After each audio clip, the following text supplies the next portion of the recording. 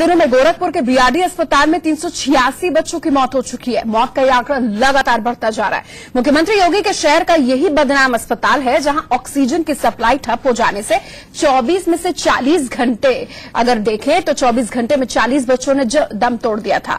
अब इसके बाद कार्रवाई हुई और हालात के सुधरने का दावा किया गया, लेकिन इंडिया न्यूज ने पड़ताल की तो इन दावों की पोल खुल गई। इलाज में लापरवाही और कमीशनखोरी के लिए बदनाम गोरखपुर के बीआरडी अस्पताल में आज भी हालात वैसे ही हैं। यहीं नहीं, मरीजों को लूटने का गोरख धंधा धड़ल्ले से जारी है।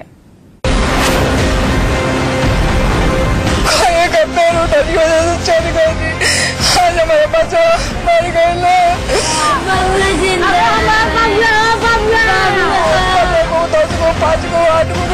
यहाँ पे जितने सब मुझे लूटने पोटने वाले हैं।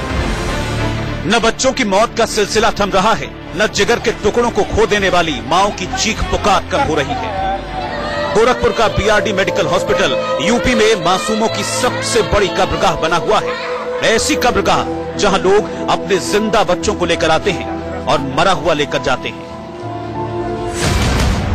एक तरफ से बच्चों की मौत हो रही है, वहीं दूसरी तरफ इसी अस्पताल में मौत के सौदागर मरीजों से लूट खसोट का वो गोरख धंधा चला रहे हैं, जिसका खुलासा इंडिया न्यूज अपनी पड़ताल में कर रहा है।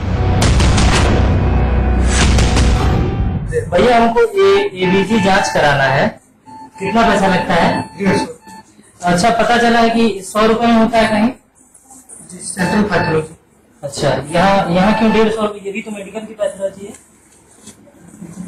इसके बारे में तो हमें ज्यादा पता नहीं है भैया।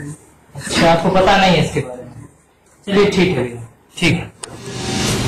इसकी जुबान सिल गई और ये कुछ बताने की हालत में नहीं है, क्योंकि ये उस प्राइवेट लैब का कर्मचारी है जो एक सरकारी अस्पताल में धड़ल्ले से चल रहा है। अब तक आपने ये सुना होगा कि सरकारी अस्पताल से लोगों को जांच के लिए बाहर के प्राइवेट लैब में भेजा जाता है, लेकिन यहाँ तो अस्पताल के अंदर ही प्राइवेट जांच घर चल रहा है, और वो भी जिस जांच के लिए सरकारी अस्पताल की लैब में 100 रुपए लिए जाते हैं, उसी अस्पताल में बैठकर इस लैब के कर्मचारी 150 रुपए वसूल रहे हैं। अस्पताल के डॉक्टर भी मरीजों को इसी 150 रुपए वाले लैब में भेज रहे हैं। प्राइवेट ऑर्गेनाइजेशन काम कर रहा है और 100 रुपए की चीज 150 रुपए में काम कर रहा है। वहाँ पे इस नंबर में चले जाइए। कौन भेजा आपको वहाँ पे? यही पता किए तो डॉक्टर बोले कि इस 10 नंबर में चले जाइए, ब्लड निकला है, इसको जाओ जांच करा के लाओ रिपोर्ट इसका। तो वहाँ जांच कराने के 150 रुपया लगा।